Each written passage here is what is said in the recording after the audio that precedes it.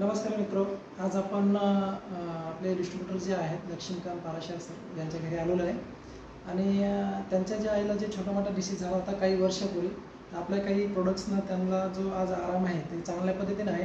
आता नेमका तो प्रॉब्लेम काय आहे काय नाही, तर आपण काय करूया की सरांच्या तोंडून ऐकूया, जेणेकरून सर त्या पद्धतीने आपल्याला सांगतील आणि काय रिझल्ट आला ते पण आपण सरांच्या तोंडून ऐकूया.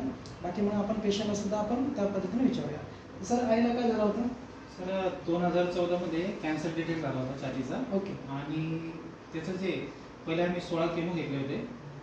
16 केमो झाल्यावरती 2019 मध्ये ऑपरेशन करावं लागलं, कारण ती गाठ मोठी झाली होती आणि ती गाठ मोठी झाली त्यासोबत 17-18 गाठी छोट्या होत्या. ओके. त्या बगलामध्ये होत्या. मग त्यांनी काय सांगितलं सरांनी, ऑपरेशन करावं लागलं म्हणे. मग ते ऑपरेशन करतो दुसरीकडे ऑपरेशन केलं जळगावला जाऊन. ओके. ऑपरेशन केल्यावरती त्यांनी सांगितलं ठीक आहे म्हणे, आता हे झालं, पण त्याच्यामधला एक छोटासा जो होता सेल्स, तो ते म्हणे की तो मणक्याला जाऊन चिपकलेला म्हणे, तो हड्डी तोडू शकतो म्हणे भविष्यामध्ये. पण मग झालं असं की गेल्या 2023 मध्ये मे मध्ये ती पडली होती आणि पडल्यामुळे काय झालं, तिथला तो मणका सटकला, ज्याच्यामुळे तो प्रॉब्लेम होता. पण मग मणका सटकला, तो आम्ही चेक केला तर बघितलं तिथलं जे तो हड्डी जी ठिसूळ झाली होती, पण मग त्याच्यामध्ये चेक केलं ना, ते पेट स्कॅन केलं होतं, त्याच्यात कॅन्सरचा सेल्स शिल्लक नव्हता. त्यांचं म्हणणं आलं की ॲक्सिडेंटली झालेलं आहे म्हणून, पण त्याच्यामध्ये काही शिल्लक नव्हतं. बरं, मग त्याच्यानंतर ते मणक्याचं ऑपरेशन केलं तर ते म्हणे की आई चालेल म्हणून तुम्ही अपेक्षा करू नका म्हणे, त्यांना तुम्हाला कंटिन्यू व्हीलचेअरवर घेऊन ते नाही म्हणे, त्याच्यामुळे तुम्ही अशी काय अपेक्षा करू नका.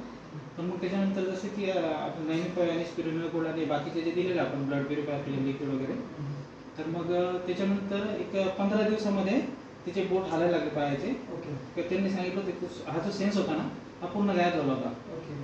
तर ते म्हणे की 15 दिवसानंतर हे जे चालू झाले बोट ना, ते म्हणजे 3 महिन्यानंतर होईल म्हणे, पण ते 15 दिवसात सुरू झालं होतं. आणि त्याच्यानंतर ते म्हटले की व्हीलचेअरवर घेऊन फिरावं लागेल.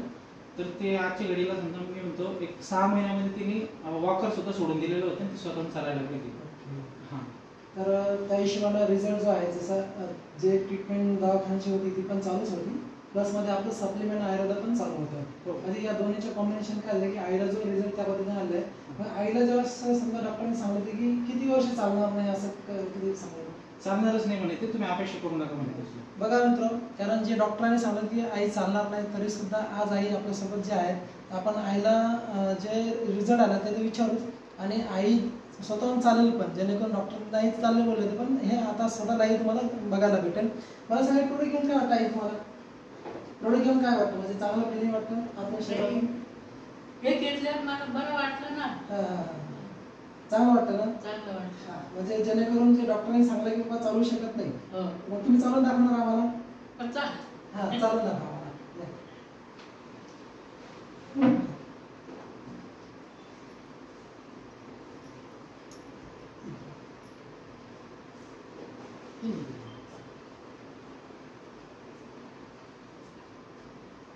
बघा मित्र, जे डॉक्टरांनी सांगले की चालू शकत नाही, आज सरांची आई आपल्या प्रोडक्टमुळं, आयुर्वेद आणि सप्लिमेंट्समुळं आज व्यवस्थित चालते पण आणि घरातलं सगळं काम पण करते, जसं की स्वयंपाक असेल किंवा बाकीचं काही छोटं मोठं काम असेल, सगळ्या गोष्टी करते.